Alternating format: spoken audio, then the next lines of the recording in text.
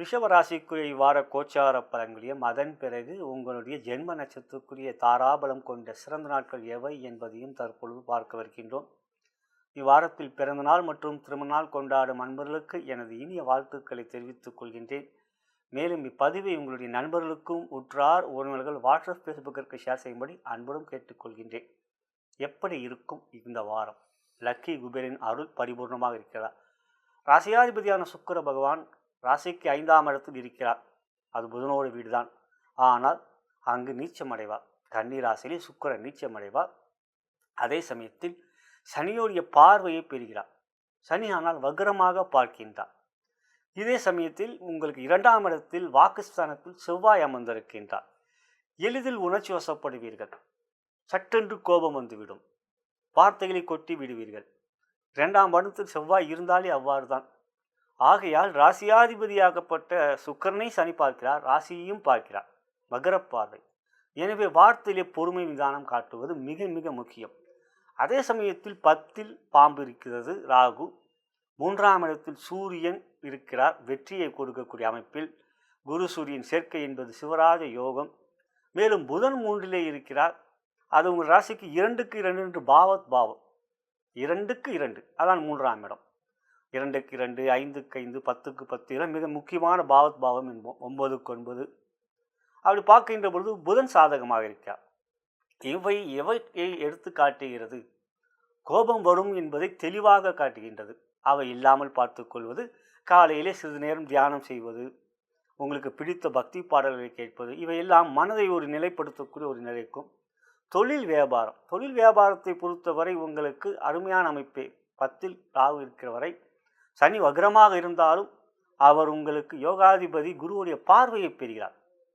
குருவுடைய 9ஆம் பார்வை. ஆனால் தொழில் வியாபாரத்தில் பொருளாதார வரவுகள் எவற்றிலும் பாதிப்பு போன்றவைகள் இல்லை. வேலையாட்கள், வேலை புரிபவர் உங்களிடம், அவர்களிடம் கோபம் காட்டுவீர்கள். சட்டென்று காட்டுகின்ற கோபம் அவர்கள் புகைத்து கொள்ளக்கூடிய ஒரு நிலை வரும். இவை தேவையில்லாத ஒரு சூழ்நிலைகளில் அந்த மாதிரியான விஷயம் கொஞ்சம் நிதானம் காட்டுவது நல்லது. அதட்ட வேண்டிய இடத்தில் அதட்ட வேண்டும். தட்டி கொடுக்க வேண்டியது தட்டி கொடுக்க வேண்டும். கவனத்தில் வைத்துக் கொள்ளுங்கள். வரவு நன்றாக இருக்கும். உத்தியோகம், சூரியன் 3ல் இருக்கிறார். மேலதிகாரிகளும் நல்ல நட்புறவிற்கும். அதே சமயத்தில் 2ல் செவ்வாய். சக ஊழியர்கள் 7ஆம் இடம். நண்பர்கள் பகைவர்களாகக்கூடிய வாய்ப்புகள் அதிகம். வாய்ப்புகள் அதிகம் என்பது தெளிவாக தெரிகின்றது. வார்த்தையிலே நிதானம். அவர்களிடம் பேசுகின்ற பொழுது கொஞ்சம் அவங்க கூட டீ சாப்பிடும்பொழுது, காஃபி சாப்பிடும்பொழுது தான் கொஞ்சம் கிண்டல் கேலி எதுவும் இல்லாமல் பார்த்து கொள்ளுங்கள். நட்பு காட்டாமல் நீங்கள் உங்கள் பகைமையும் காட்டாமல் உங்கள் வேலையிலே முழு கவனத்தை செலுத்தினால் பிரச்சனை இல்லை. ஆனால் சூரியன் 3ல் இருப்பது சாதகம். இவை தெளிவாக முடிவாக்க வந்துவிட்டோம். குடும்பம் என்பது ராசிக்கு 7ஆம் இடம். Love and relationship. அப்படி பார்க்கும்போது பார்ட்னர்ஷிப், லவ் அண்ட் ரிலேஷன்ஷிப் 2ல் செவ்வாய் இருக்கார். அந்த வீட்டுக்கு 8ஆம் இடம், 2ஆம் இடம். 7ஆம் இடத்துல பார்த்தா இந்த 2ஆம் இடம் 8ஆம் இடம். அது மறைவு ஸ்தானம். எனவே கணவன் மணி உறவிலே விட்டு கொடுத்து சொல்லி பார்ட்னர்ஷிப்பில் மிக கவனம் வேண்டும்.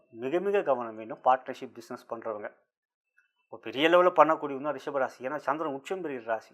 எப்படி இருந்தாலும் சந்திரன் ஒரு உச்சம் பெறுகிற ராசியில் பிறந்தவங்க நீங்கள் அதுவும் மூலத்திரிகளும் அவங்க ரிஷபத்தில் பெறுவார். எதையும் தெளிவாக யோசித்து செயல்படக்கூடிய கடின உழைப்பாளி தான் நீங்கள்.